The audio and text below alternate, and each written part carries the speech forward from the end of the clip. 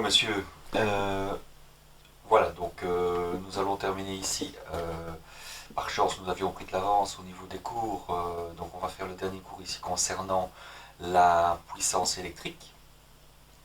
Je vais vous transmettre en parallèle toute une série d'exercices qu'il faudra me résoudre. Je vous donnerai chaque fois la résolution après avoir reçu de votre part votre point de vue sur la résolution. Donc je ferai un corrigé si vous voulez par internet.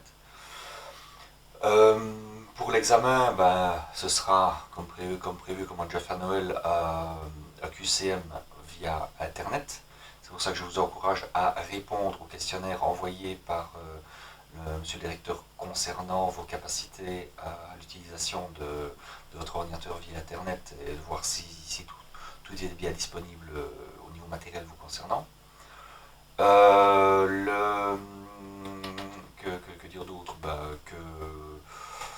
J'espère que tout se passe bien pour vous au niveau confinement, que vous avez l'occasion de travailler un petit peu sur vos cours d'électronique et sur vos projets.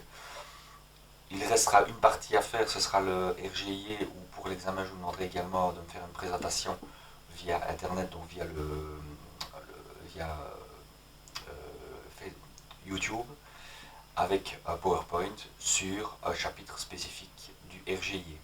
Je vous enverrai la liste choisie au hasard par mes petites mains expertes de ma main innocente que je prendrai. Donc c'est ma fille qui choisira. Et vous aurez donc la possibilité de me faire un travail d'un petit quart d'heure maximum sur un des chapitres spécifiques du RGI. Vous aurez toute la procédure par internet, par mail, très prochainement. Voilà, je vous souhaite une bonne lecture, une bonne écoute, une bonne présentation du dernier chapitre sur la puissance électrique. Passez une bonne journée, à bientôt.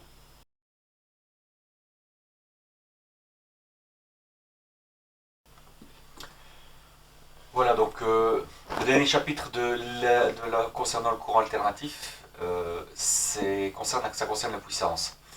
Donc, on nous rappelle ici une petite histoire de la technologie et de la technique, qu'on verra beaucoup plus en détail l'année prochaine en électronique de puissance.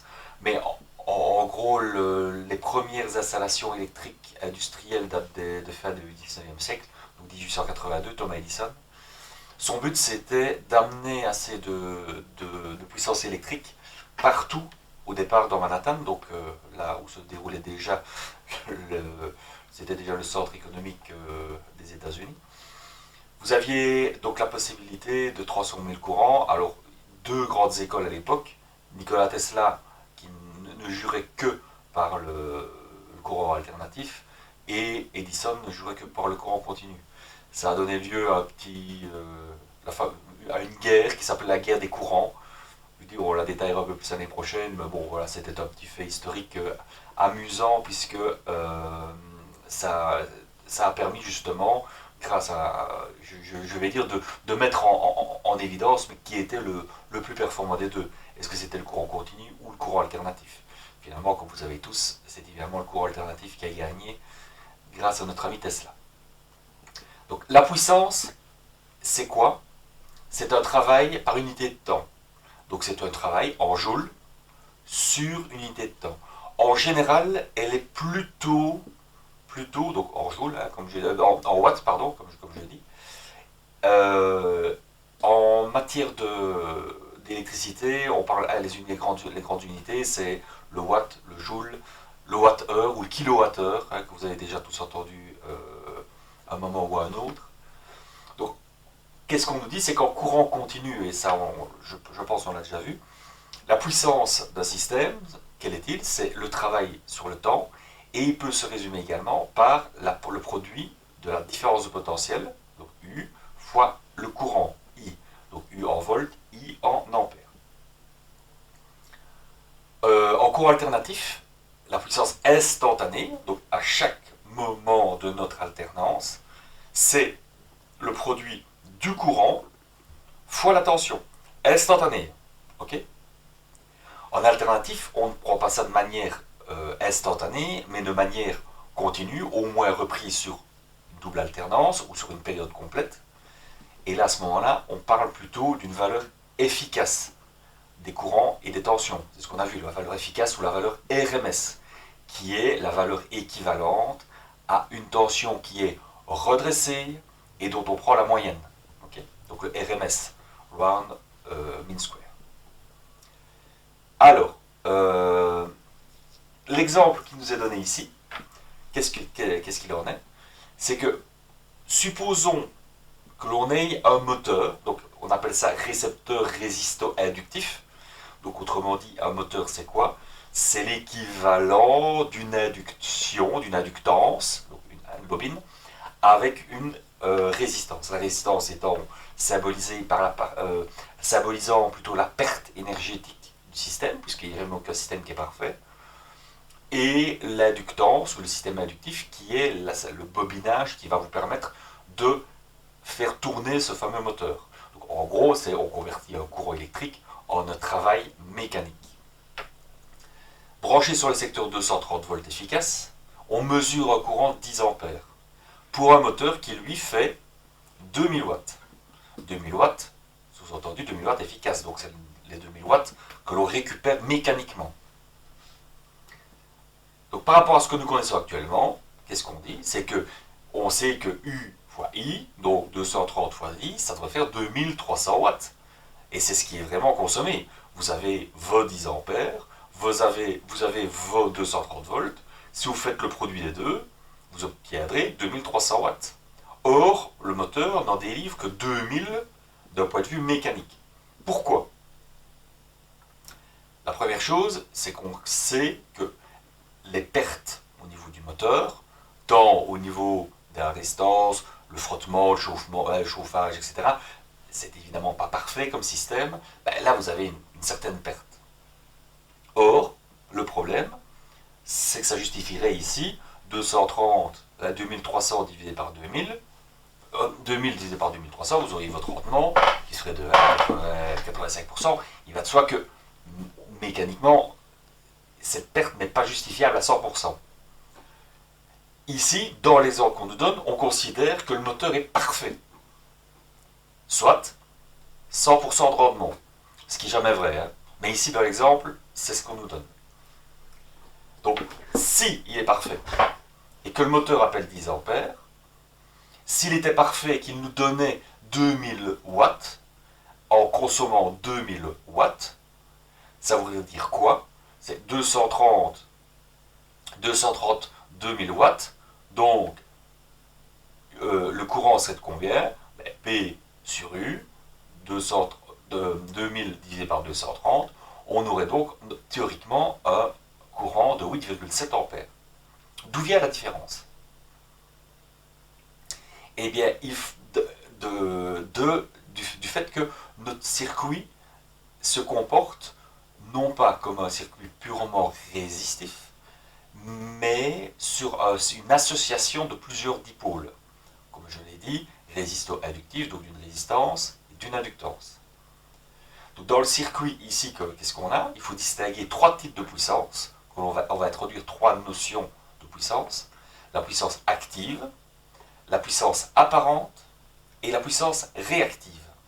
Ce sont trois grandeurs que vous allez tout le temps utiliser dès le moment où vous parlez d'un système électrique à étudier en alternatif. Donc,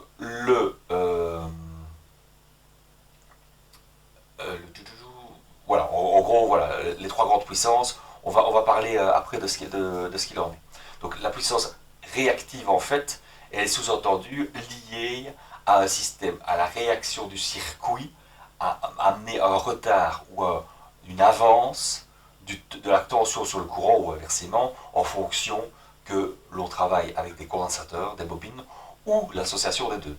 On l'a vu précédemment dans le cadre des filtres et dans le cadre des dipôles en alternatif. Alors, la première puissance à étudier, la puissance qui est celle qui nous intéresse le plus, puisque c'est celle qui va nous concerner, va nous concerner en matière d'efficacité, je vais dire, c'est la puissance active. Donc la puissance active correspond à la moyenne de la puissance instantanée. La moyenne de la puissance instantanée. Qu'est-ce qu'on a vu? C'est que instantanément, notre puissance, elle valait U instantané fois I instantané. Donc ici, 0, là, quelque chose. On constate que le courant est en avance, hein, il est en avance sur... Non, pardon, la tension est en avance sur le courant, puisqu'elle a déjà une certaine valeur par rapport au courant. Elle est en avance, hein, de phase. La tension donc, est en avance, je dis bien. Donc, on voit que I fois U, ici c'est 0. 0 fois quelque chose. Donc on part bien de 0 pour la résultante qui est le courant. La puissance ici. On constate ici que on a quelque chose qui passe dans le négatif au niveau de la tension et qui est toujours en positif dans le cadre du courant. Si on fait le produit des deux, 0 fois quelque chose, nous obtenons 0. Puis on passe dans le négatif tant que le courant ici est en positif. Ça fera donc du négatif fois du positif, donc du négatif.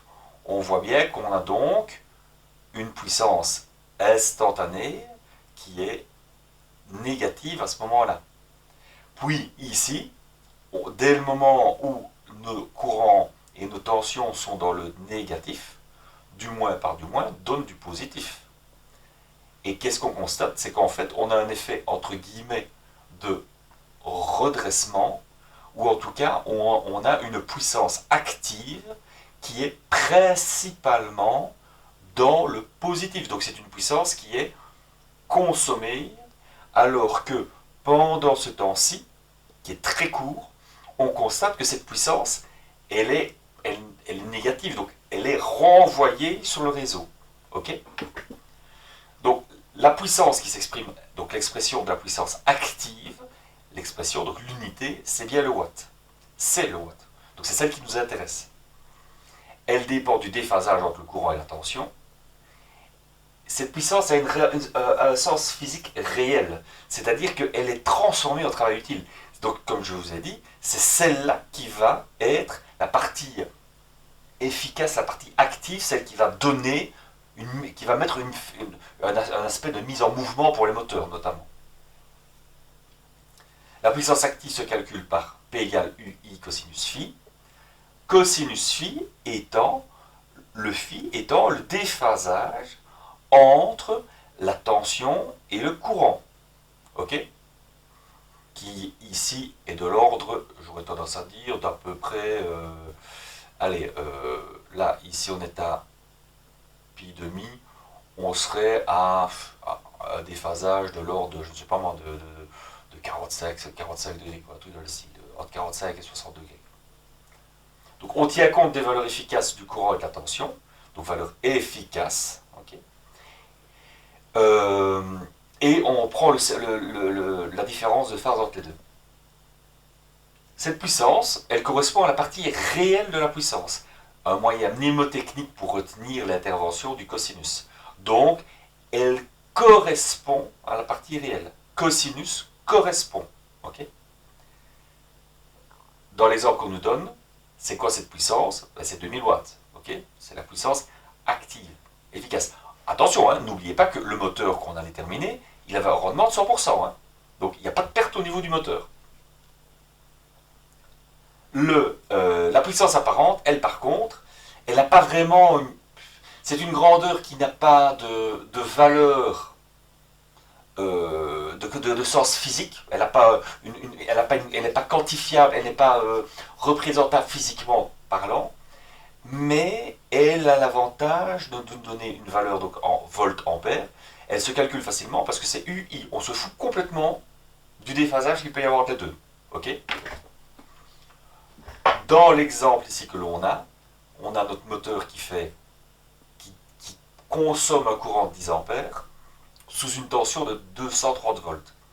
U fois I, 230 fois 10, 2300 volts ampères. Ça, c'est la puissance apparente. Okay. Alors, on fait intervenir le fameux cosinus phi, donc qui est le cosinus du déphasage entre la tension et le courant. Ce cosinus phi, l'autre nom de celui-ci, c'est le facteur de puissance. Retenez bien, ça c'est un terme important qui va revenir tout le temps en matière d'électricité et d'électrotechnique. Ce facteur de puissance. On se rend compte que si le rapport P sur S, on conserve cosinus phi, donc P sur S effectivement, P UI cosinus phi divisé par S, UI, UI divisé par UI, rien du tout, il reste que le cosinus phi, ok? Donc le cosinus phi, c'est P sur S, c'est ce qui correspond à la proportion de la puissance apparente qui est transformée en puissance active. Donc la puissance apparente sera toujours la puissance, la valeur la plus grande, la plus élevée que vous allez avoir lorsque vous allez parler de puissance active, réactive et apparente. Ce sera la plus grande partie, ok? Elle correspond à la proportion de la puissance apparente qui est transformée en puissance active.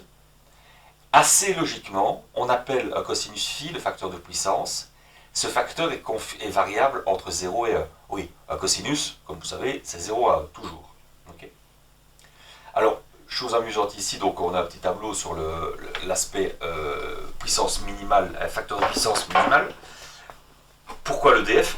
C'est assez amusant de parler de l'EDF alors qu'on est en Belgique. Je ne sais pas, franchement, j'ai cherché, je ne sais pas pourquoi mon collègue a parlé d'EDF. Parce qu'en Belgique, c'est pas EDF.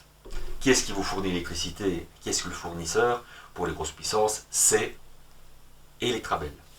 Ce facteur de puissance, en fait, Electrabel, donc le fournisseur, demande qu'il soit minimum. En effet, si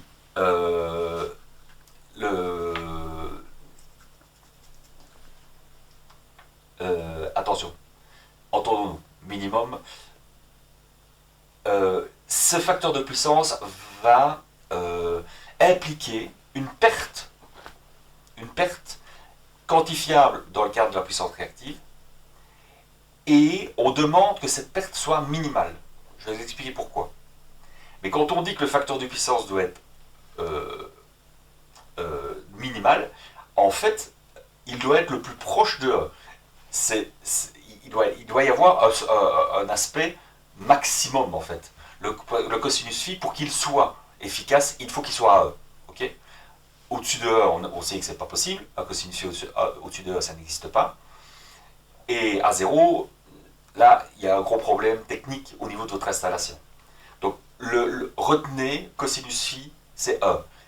On parle de facteur de puissance minimale, mais en fait, il doit être maximum. Alors, même si EDF, bon, voilà, c'est pas EDF, c'est Electrabel, ne vérifie que très rarement le cas des particuliers. Donc, autrement dit, chez vous, en tant que particulier, le cosinus phi, on ne le vérifie pas, sauf des cas vraiment très particuliers où vous auriez vraiment un gros problème dans votre installation. Pourquoi est-ce qu'on ne le vérifie pas? Parce qu'il intervient principalement dans les industries, là où il y a une consommation importante de courant inductif. Qui dit courant inductif dit courant moteur. Or, une industrie, en général, pour qu'elle soit, je vais dire, une industrie, on va dire lourde, façon de parler, où on fabrique quelque chose, ben, qu'est-ce que vous allez avoir? Vous allez avoir des moteurs, c'est obligé. Des moteurs, et ça peut être des tout petits moteurs de quelques watts à des énormes moteurs en kilowatts ou en mégawatts. Là, dans ce cas-là, Electrabel vérifie au niveau de l'utilisateur final, donc au niveau du consommateur, hein, de l'industrie, vérifie sur base de quoi? Sur base de la haute tension. C'est-à-dire qu'en général, ces industries ne savent pas se contenter d'un compteur traditionnel, ou comme chez vous, chez moi, ben vous avez un compteur qui varie entre 25 et 63 ampères. 63 étant vraiment le maximum que l'on puisse rencontrer chez le particulier. À de rares exceptions, on monte au-dessus, mais voilà. Il faut imaginer 63 ampères, ça fait 12 kW, 12 à 15 kW, c'est assez costaud. Il n'y a pas beaucoup de monde qui a ça chez lui. En général, je vous dis, la tape, c'est entre 25 et 40. 63, c'est vraiment le maximum. Bon, l'industrie ne sait pas se contenter de ça. Donc en industrie, qu'est-ce qu'on fait? Pour pouvoir limiter la taille des câbles, on injecte dans les gros complexes industriels, on injecte de la moyenne tension, de l'ordre de 6500 volts à 6300 volts exactement, en général, de nouveau ordre de grandeur, 6300 volts, et vous avez un transformateur qui abaisse cette tension à des niveaux acceptables pour l'industrie. Donc 230 volts ou 400 volts triphasés. Okay. Or, ces industries, puisque comme je l'ai dit, elles ont énormément de moteurs en général, d'éléments moteurs, elles vont avoir un cosinus phi global. On verra plus tard, par la méthode de Boucheron, on va le voir juste après, comment évaluer ce cosinus phi. Mais en général, plus vous allez avoir de moteurs, plus ce cosinus phi va diminuer, et va amener un aspect de puissance, non pas active, mais réactive, qui est une forme de puissance consommée, ou en tout cas, qui est une forme de puissance qui est délétère pour le réseau Electrabel, EDF, ou Electrabel, EDF pour les Français, et Electrabel pour la Belgique. Donc ce facteur, qui est caractérisé par le cosinus phi, va être mesuré au sein du compteur d'énergie propre d'Electrabel, pour ceux qui ont ce type d'éléments, donc haute tension, moyenne tension, ou ce qu'on appelle haute tension assimilée. Donc en fait c'est quoi? C'est le transformateur qui se trouve à rue, on amène une ligne en direct depuis le transformateur à rue vers chez vous, mais avec une ligne de plus de 63 ampères, qui peut être 100, 125, 200 ampères. Donc déjà du câble un peu plus costaud, puisque là on n'est plus en 6300 volts, mais en 220 volts, ou en 380 en tout cas. 380, ça veut dire qu'on doit évidemment avoir les câbles qui sont adaptés au rapport. Mais dans tous les cas, que ce soit la tension assimilée, haute tension, la moyenne tension ou la haute tension, vous avez un compteur électrique et électronique qui mesure en temps réel le cosinus phi au niveau de votre installation. Alors, ce facteur de puissance,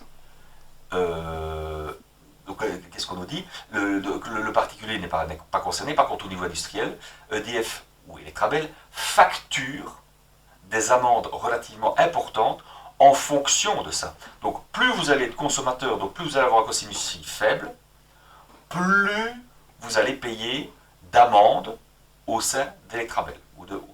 C'est pourquoi il y a dans les grosses industries, je me souviens de l'époque où mon père me racontait, il avait un collègue qui avait travaillé à Spamalopol, vous connaissez peut-être, hein, la boisson. Il était au service technique et il avait un de ses collègues qui était employé aux énergies. Et lui, donc cette énergie, il devait vérifier tous les quarts d'heure. Donc Electrabel, à l'époque, il n'y avait pas autant d'électronique. Je vous parle d'un temps que le moins de 30 ans ne savent pas connaître. Hein, donc ça date d'il y a plus de 30 ans. À l'époque, le relevé qui se faisait tous les quarts d'heure, la personne se tracassait tous les quarts d'heure de son cosinus phi. Tous les quarts d'heure. Parce que ça se mesure non pas sur un mois, mais ça se mesurait quart d'heure par quart d'heure. Maintenant, c'est avec de l'électronique, donc je dis c'est quasiment instantané. Et en fonction de ça, lui, il était payé par Sparlopol pour gagner, pour essayer de limiter ce cosinus phi d'une manière ou d'une autre, en adaptant son réseau électrique interne, et ainsi limiter la facture. Ça pouvait payer son salaire grassement. Donc ce qui veut dire que son travail n'était pas inintéressant d'un point de vue financier. Donc, par rapport à la suite des événements, qu'est-ce qu'on nous dit? Donc on nous dit en fait que les pertes par effet Joule, celles qui dégagent de la chaleur, sont proportionnelles à la résistance des lignes électriques utilisées pour le transport de l'électricité. Or, on constate qu'elle n'est pas parfaitement équivalente à celle qui est consommée. On intègre également une puissance dite réactive, notée Q, et on la retrouve en présence d'inductance ou de condensateur. Donc, en gros, la puissance que vous consommez, c'est une active, celle qui donne l'énergie efficace, une réactive qui est liée à, qui est notée Q et qui est liée à la présence de condensateurs et d'inductance surtout, donc de moteurs. Donc cette fameuse puissance réactive dont on parle, qu'est-ce que c'est? Elle correspond à la partie imaginaire de la puissance apparente. Donc si vous prenez une représentation dans les complexes, donc une représentation sur le cercle trigonométrique, vous allez avoir en horizontal la puissance active, la puissance réactive, et la somme des deux seront la puissance apparente. La puissance réactive apparaît dans tout système comprenant des récepteurs réactifs. Donc, dès le moment où vous avez une bobine ou un condensateur, si vous y appliquez du courant alternatif, vous allez obtenir une puissance réactive. Si la résistance si l'inductance ou la capacité, donc si le condensateur ou la bobine est pure, à ce moment-là, vous allez avoir un déphasage entre le courant et la tension, comme on l'a vu, de 90 degrés, en positif ou en négatif. En négatif si c'est une capacité, en positif si c'est une inductance. Vous allez donc avoir un sinus phi qui sera maximum et un cosinus phi qui sera minimum.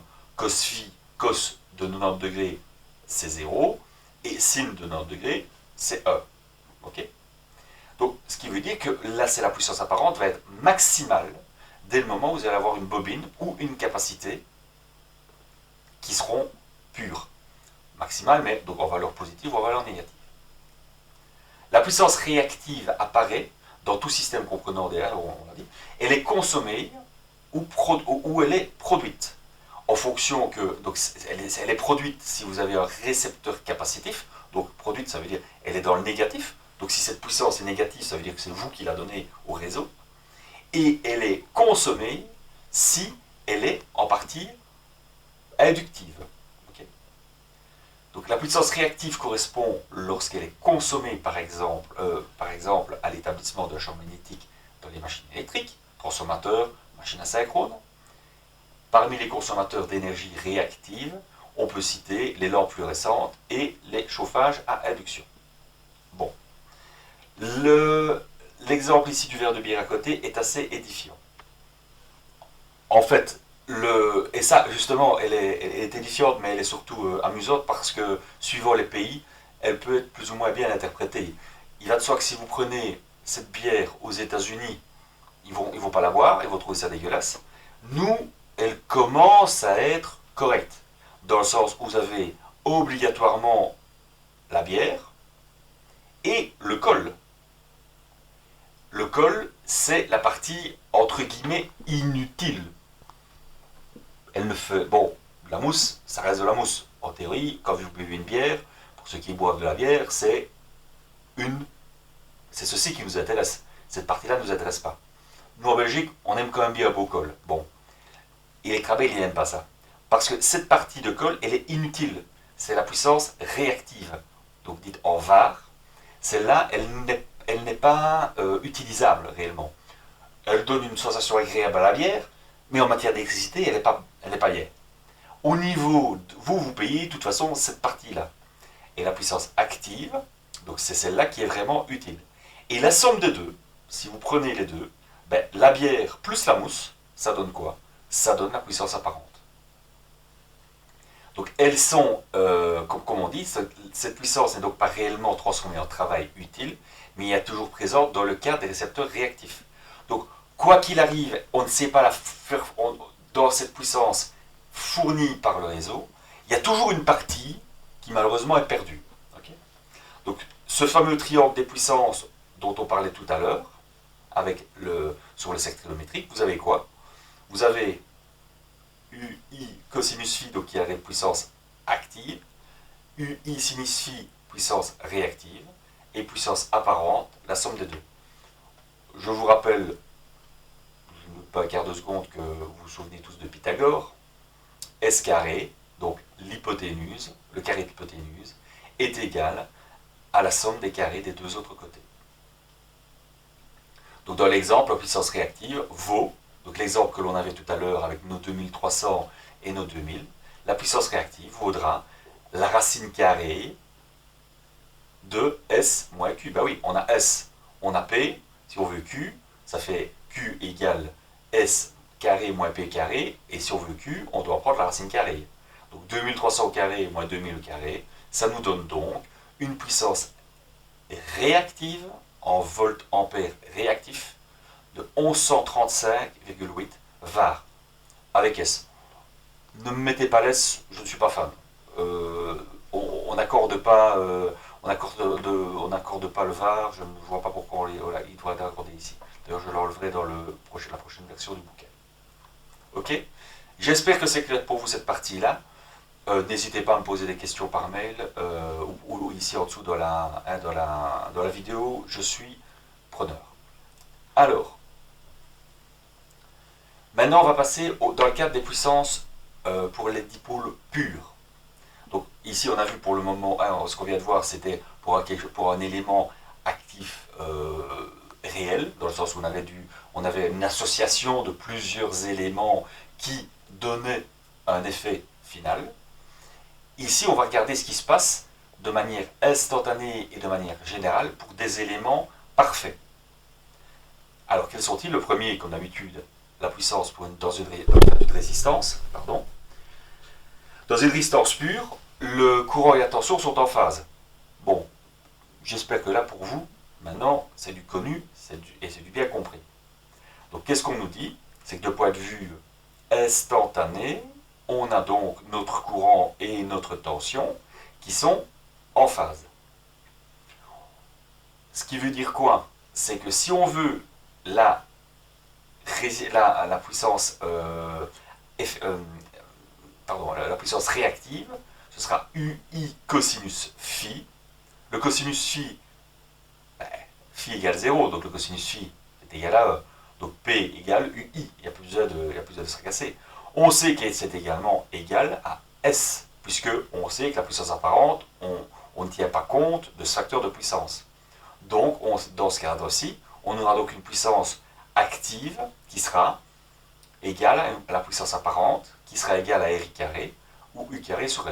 Donc, là, très simple, comme en courant continu.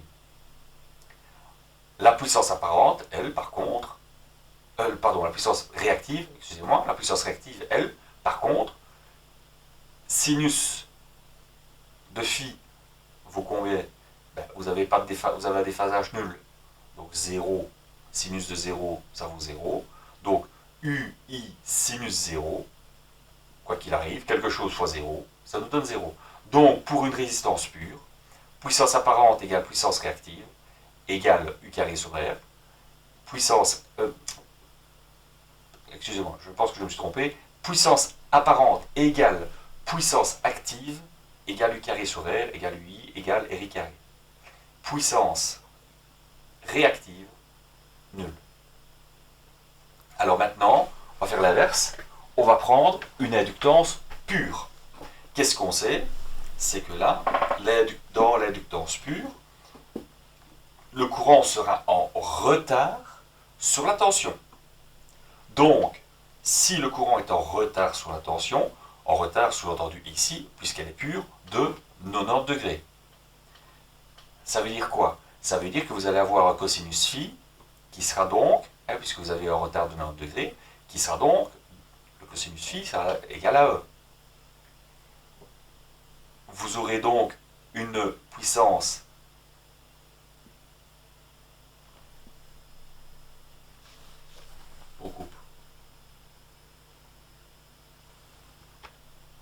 Donc maintenant pour l'inductance pure, qu'est-ce que vous allez avoir? Vous allez constater que, et comme on le sait, on l'a déjà vu, un courant alternatif, une tension alternative appliquée à une bobine provoque un retard du courant sur la tension de pi demi ou 90 degrés. Si vous prenez le cosinus de 90 degrés, cosinus de 90 degrés ça vaut 0, votre puissance active P égale UI fois cosinus de 90. Cosinus de 90 c'est 0. UI fois 0, quelque chose fois 0, on s'en fout, c'est 0. Donc, puissance active, nulle. À l'inverse, on sait que la puissance apparente sera égale à la puissance réactive, puisque sinus phi égale A, vous allez avoir UI fois sinus phi. On fait intervenir notre impédance de l'inductance pure qui est oméga Li carré, donc U carré sur oméga L, ou oméga Li carré, ou UI. Ce sont les trois expressions de la puissance réactive du système, ou apparente, puisque ce sera la même chose. Donc si on regarde la figure ci-contre, on voit que la bobine emmagasine de l'énergie électromagnétique pendant un quart de période. Le quart de période suivant, elle restitue cette énergie. La valeur moyenne de la puissance active est donc nulle. Donc vous pouvez voir, pendant un quart de la période, on a quelque chose qui est, pendant un quart, on a cette énergie qui est négative, qui est rendue au réseau. Pendant l'alternance positive, elle est consommée, puis renvoyée au réseau, consommée. Donc dans le cadre d'une inductance pure, votre réseau va va être soumis à un va-et-vient de cette puissance, et au final, la valeur active, donc ce qu'on aura besoin, sera nulle. Dans le cadre de la capacité, là c'est l'inverse. C'est la même chose que tout à l'heure, mais c'est l'inverse dans le sens où on sait qu'une capacité qui est soumise, capacité pure toujours, hein, donc il n'y a pas de résistance qui intervient dans le jeu de quilles, la capacité est pure. Là, c'est la tension qui sera en retard sur le courant de pi demi ou de 90 degrés. On a le pendant de tout à l'heure, on a notre puissance active qui est nulle, notre puissance réactive qui vaut moins S, en effet, puisque le sinus de moins 90, ça vaut donc moins 1, donc ça fera moins la puissance apparente, et ce sera égal à quoi? À UI moins U fois I, égale à la à I carré sur oméga C, ou moins oméga C fois U carré. Toujours ce petit moins qui vient nous embêter. Donc autrement dit, la puissance ici, l'expression de la puissance apparente sera négative. Comme je vous ai dit, ça on peut le dire. La puissance réactive est une grandeur physique qui est représentable physiquement, puisque c'est l'énergie qui passe au sein de la bobine. La puissance apparente, on a dit qu'elle n'a pas de grandeur représentable physiquement, et en plus elle est négative. Or, quelque chose de négatif dans le cadre d'une puissance, négatif, ça sous-entend quoi? Que c'est quelque chose que vous ne consommez pas, qui est négatif. Enfin, une énergie négative, concrètement, ça n'a pas de grandeur représentable physiquement, ça n'a pas lieu d'être, je vais dire. Donc on peut effectuer la même analyse que pour la puissance, pour l'inductance pour justifier la puissance active. Donc on regarde ce qui se passe et on voit qu'effectivement, on a 4 alternances sur une seule période, mais dont la somme, donc la moyenne, vaut 0. Donc ici pour l'exemple qu'on va avoir, on a une résistance, une inductance. On va vous demander de calculer la résistance, l'inductance, la tension. Là on ne la calcule pas, on nous les donne. On nous demande l'impédance, on nous demande le courant consommé dans le solénoïde, la phase entre le courant et la tension, et la puissance moyenne consommée, donc la puissance efficace consommée au niveau du solénoïde. Faites le calcul chez vous, on fera le corriger par internet la prochaine fois. Alors, là maintenant, on va faire intervenir le résumé de tout ce qu'on vient de faire jusqu'à présent, qui va nous permettre en fait d'étudier quoi? D'étudier un réseau complet électrique de manière efficace pour savoir exactement la globalité de notre réseau, dans la globalité de notre réseau, quelle est la consommation en actif, en réactif, et le facteur de puissance qui est donné. Donc, et ainsi que savoir la nature, si c'est une nature plutôt inductive ou plutôt capacitive. Retenez que par défaut dans une industrie, puisque la moyenne des consommateurs sont souvent des moteurs, vous allez très fréquemment avoir des consommateurs qui sont inductifs au sein de l'industrie. Donc l'installation qu'on va étudier comportera donc des lampes, des radiateurs, des moteurs et tout ce qui tourne autour. Donc cette méthode, le problème, la première chose, c'est que donc on nous dit le problème à résoudre est souvent de déterminer le courant total consommé par le groupement et le facteur de puissance de l'installation. Donc ici vraiment le package, j'essaie de regarder finalement à l'entrée qu'est-ce qu'on va consommer. Chaque élément indépendamment, on va pouvoir l'évaluer et au total, qu'est-ce que ça va donner. On sait le faire de manière graphique en ajoutant toutes les valeurs de puissance réactive et active, puisque toutes les puissances peuvent s'additionner. Mais ici, on va le faire par la méthode dite de Bouchereau, qui est un mécanicien et électricien du siècle dernier, qui a mis au point ce système de calcul qui permet de faire le calcul global, je vais dire, de votre installation. Donc, il y a deux règles principalement dans cette méthode. On nous dit que la première, c'est que la puissance active totale consommée est égale à la somme des puissances actives consommées dans chaque dipôle. Donc, P, donc la puissance P globale, c'est égal à la somme de toutes les puissances actives du système. De manière identique, la puissance réactive totale consommée est égale à la somme de toutes les puissances instantanées, de toutes les puissances réactives consommées dans chaque dipôle. Donc on prend tous les dipôles indépendamment, on les regarde de manière indépendante et puis on additionne toutes leurs valeurs. La puissance apparente, elle, par contre, elle ne se conserve pas. Donc dans le cadre de la puissance active et réactive, il y a une conservation. La somme de toutes ces puissances donne une puissance globale. Alors que les puissances apparentes, elles, la somme de toutes les puissances apparentes ne donnera pas une puissance apparente. Il faut faire très attention, c'est important. Donc, si on connaît, pour connaître cette valeur, on sait par contre la résultante, la faire par la puissance globale active au carré, plus la puissance globale réactive au carré, on en prend la racine, et là on a la puissance apparente globale. De cette puissance apparente globale, on saura aisément déterminer quoi? Le courant, puisqu'on sait que la puissance apparente, c'est la tension fois le courant, sans tenir compte d'un cosinus phi qui lui sera de combien, on n'en sait rien, puisqu'il sera la résultante de toutes les puissances actives et de la résultante de toutes les puissances réactives au sein du réseau lié à tous les éléments qu'on va y rencontrer. Donc, la somme des puissances actives, on les connaît puisque c'est la somme de toutes les puissances, c'est ce que nous dit le théorème de Bouchereau. La somme de toutes les puissances réactives, pareil.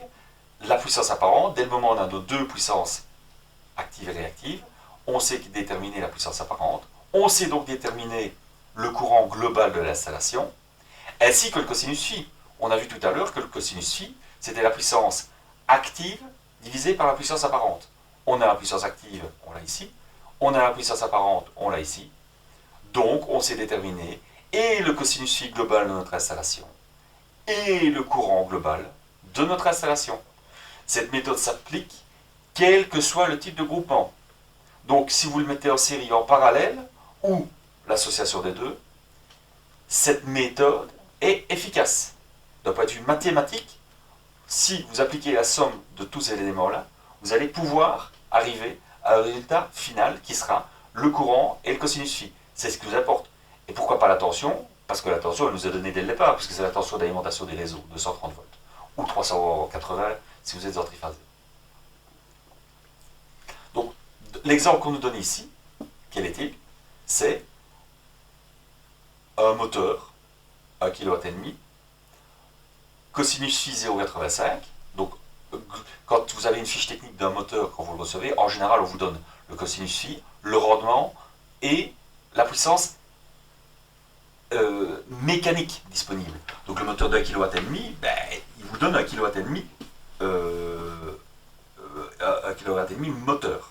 Okay, moteur, donc physique, mécanique. Le deuxième moteur fait 0,75 kW, cosinus phi de 0,76 et un rendement de 66%. On a une puissance pour la poste à soudure avec un cosinus phi de 0,5 et de 8 kW. Et en dernier, la partie thermique qui, elle, est de 1500 watts. Donc c'est quoi? C'est des récepteurs thermiques, c'est des résistances, quoi. En gros, vous chauffez votre atelier. Bon. Le premier moteur, qu'est-ce qu'on nous dit? C'est que la puissance apparente du premier moteur, quelle va-t-elle être? 1 kW et divisé par 72. Pourquoi? Pourquoi divisé par 0,72? Parce que ça, c'est la puissance mécanique fournie. Or, le moteur, il n'est pas parfait. Donc, c'est ces fameux 72%, ben, ils viennent évidemment, ils doivent diviser la valeur de la puissance efficace, la puissance mécanique, pour nous donner 2 kW. Donc, ce qui veut dire que, électriquement, vous devrez fournir une puissance évidemment plus grande que la puissance mécanique fournie. Forcément. Sinon, si ce n'est pas le cas, si c'était l'inverse, vous avez une puissance mécanique de 2 kW et vous fournissez 1 kW et demi d'électricité, où est-ce qu'ils sont les 500 watts qui manquent? Ben, les 500 watts qui manquent, c'est vous qui les aurez produits. Non, c'est faux. Il va de soi que la perte ici sera donc de 508 watts, puisque vous avez 1500 watts mécaniques disponibles et vous devez en fournir 2080 watts pour avoir le moteur qui tourne à plein rendement. Donc 72%, autant vous dire que c'est évidemment très très peu. Les moteurs actuels sont bien plus performants que ça. L'exemple est évidemment un peu désuet. Mais voilà, ordre de grandeur assez qui peut être correct. Tous les moteurs que vous avez dans le laboratoire sont de cet ordre-là. Donc notre premier moteur, on connaît la puissance active puisque on a 1,5 divisé par 0,72, on a donc 2,08 kW. Donc c'est bien une puissance active. La puissance réactive, pareil, qu'est-ce qu'on nous dit? C'est que c'est 1,29. Il vient d'où ce 1,29? Ben, il vient simplement du fait qu'on peut repasser par la puissance apparente de notre système. Donc 2,08, on le divise par 0,85. On va obtenir donc 2,44 volt-ampères. Hein, donc 2,08 divisé par 0,85, donc UI cosinus phi, là c'est votre puissance apparente. On a vu que la puissance apparente est égale à la puissance réactive divisée par le cosinus phi. Donc puissance réactive de 0,8 divisé par le cosinus phi 0,85. Ça nous donnera donc 2,44. Puis, si vous prenez pour un cosinus phi de 0,85, vous faites le arc cosinus, vous faites arc cosinus de 0,85, vous allez obtenir, je vais y arriver, excusez-moi, arc cosinus de 0,85, vous allez obtenir un angle de 31 degrés. Vous en faites le sinus, ça vous fera 0,52, ok? 0,52 c'est le sinus. Pour un cosinus de 0,85, vous aurez un sinus de 0,52. Vous faites 0,52, hein, donc P égale puissance apparente fois sinus de phi, ça vous donne bien la puissance réactive. On obtient donc 1,29. Donc 2,44 fois 0,52, on arrive à 1,29 kV réactif. Même expérience pour le deuxième moteur, 750 watts divisé par le rendement 0,66, ça nous fait 1,1 kW, enfin 1,14 kW. On divise par le cosinus phi de 0,76, on fait fois le sinus phi donc de 0, on s'en doit combien, donc 0,76.76, si on en fait l'arc cosinus, on va obtenir un angle de 40 degrés. Si on en fait le sinus, on va obtenir 0,64. Donc on obtiendra au final 0,56 kV ampères réactif pour notre puissance apparente. Le poste de soudure, on a vu, c'est simplement une résistance chauffante, hein, 8 kW. Donc là, puissance réactive nulle, puisqu'il n'y a pas, c'est juste une résistance. Et le récepteur thermique, c'est quoi? Ben, c'est le petit chauffage d'un poêle de notre atelier qui fait 1 kW et demi. Donc là, on a une puissance active de l'ordre de 12 kW et demi. De 1 kW et demi, excusez-moi. Et par contre, 0 kV ampère. réactif. Kilovolts ampères réactifs, puisque ce sont c'est une puissance réactive. On fait le tableau avec le total des deux. 12 kW, 12,72 kW pour la puissance active. 1,85 kVA réactif pour la puissance réactive. On obtient alors S qui vaut donc 12,85 kVA. Oui, 12,85. Donc vous prenez 12,72 au carré plus 1,85 au carré. Vous en prenez la racine, vous obtenez 12,85 kVA. Pour le courant, on a vu S sur U. Donc 12,85 divisé par 230, vous allez obtenir 55 ampères. Pour ce qui est du cosinus phi, puissance totale sur la puissance apparente, donc 12,72 sur 12,85, on a donc un cosinus phi qui est de 0,99. Autant vous dire que c'est un peu court, normalement ça doit être évidemment moins que ça.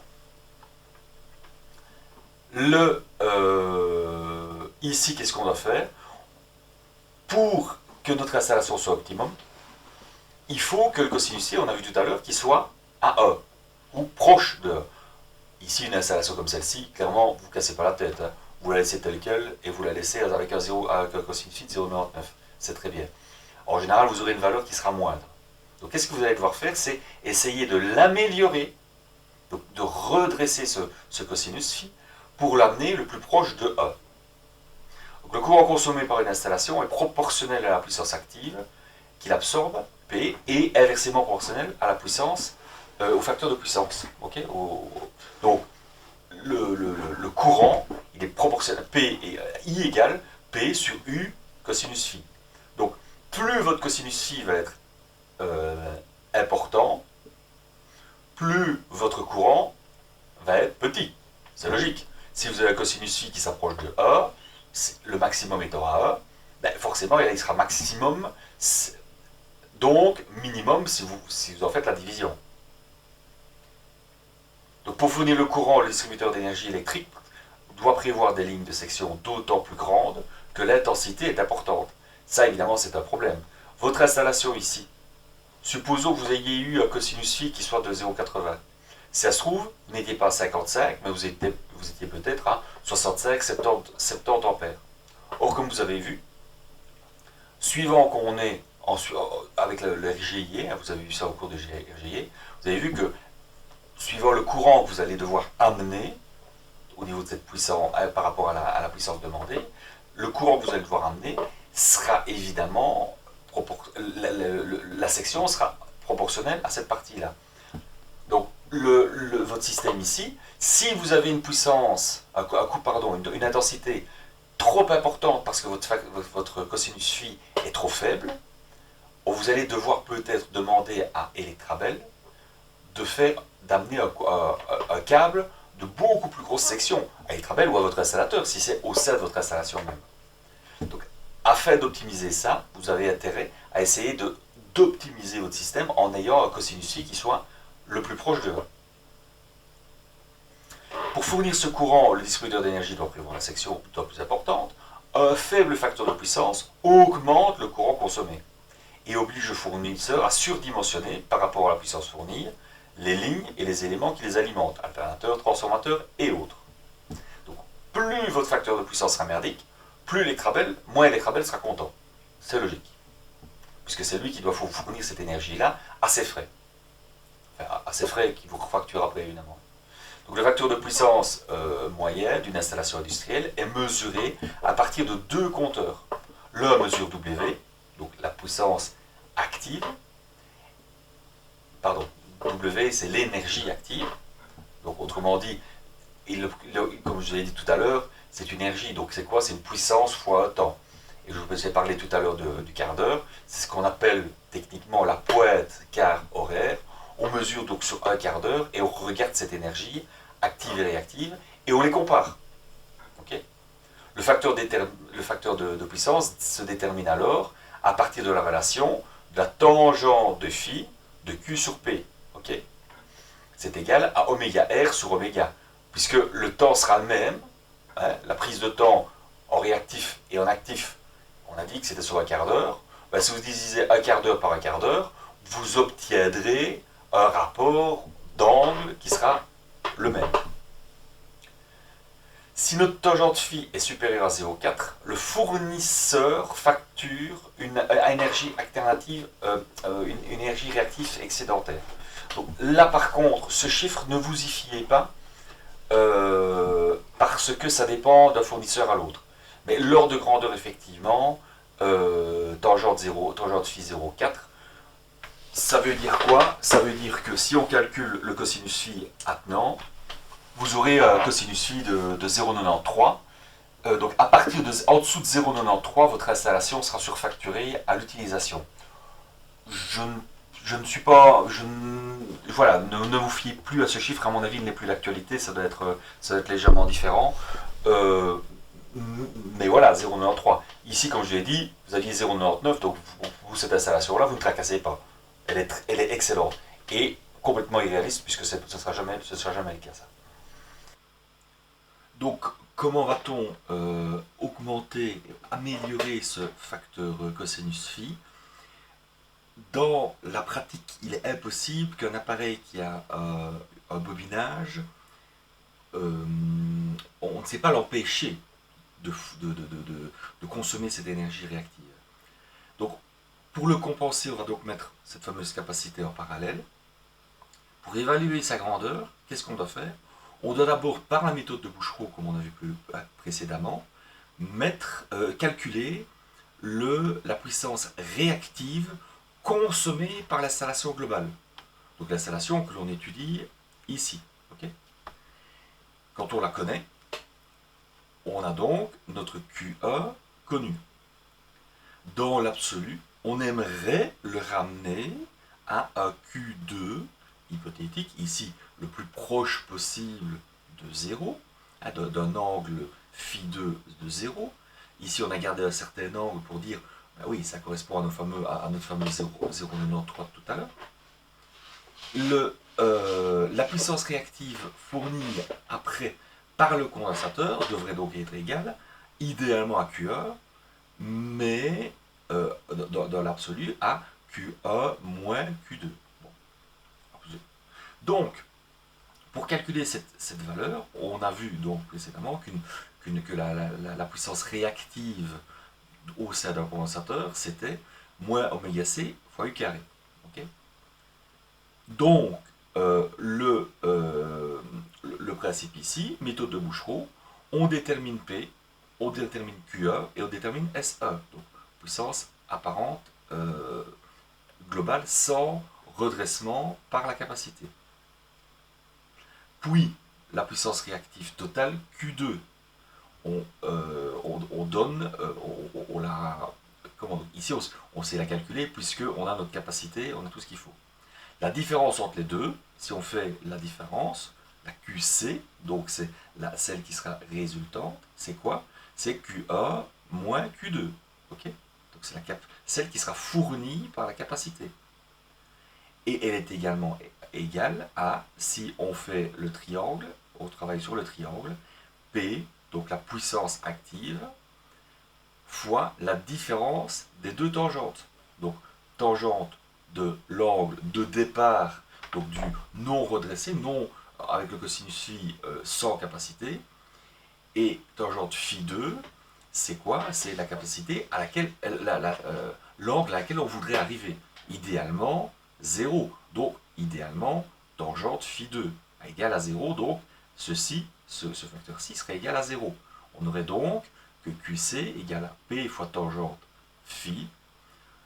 On sait que QC, c'est oméga c fois u carré.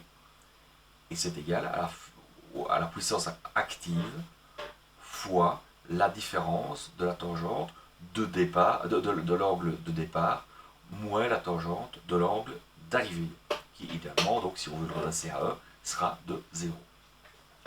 Petite transformation, ça veut dire que la capacité sera égale à puissance active fois la tangente de la différence des deux tangentes, divisé par oméga, qu'on connaît, fois u carré, qu'on connaît également.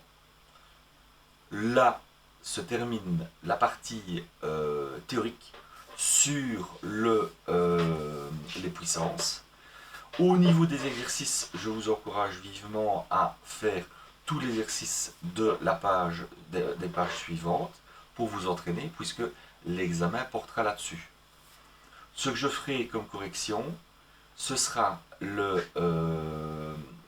l'exercice suivant. Donc, je vous résoudrai donc l'exercice 4 et 5, qui sont des exercices résumés, je veux dire, qui reprennent toute la matière que l'on vient de voir. Si vous avez des questions sur éventuellement d'autres exercices, n'hésitez pas à me les faire parvenir. On en discutera alors à ce moment-là par mail ou ou via une conférence Zoom. Voilà, faites-moi parvenir par mail également vos capacités de réception si vous avez des problèmes avec votre connexion internet dans le cas où vous voulez faire une connexion avec Zoom.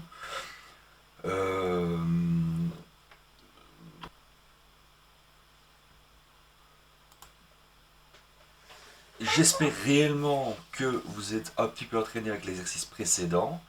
Je vais essayer de vous renvoyer donc en parallèle, comme je vous ai dit, une liste d'exercices que j'aimerais bien que vous me résolviez et que vous me renvoyez par mail pour dans 15 jours, avant la semaine de révision. Je vous souhaite donc une bonne journée.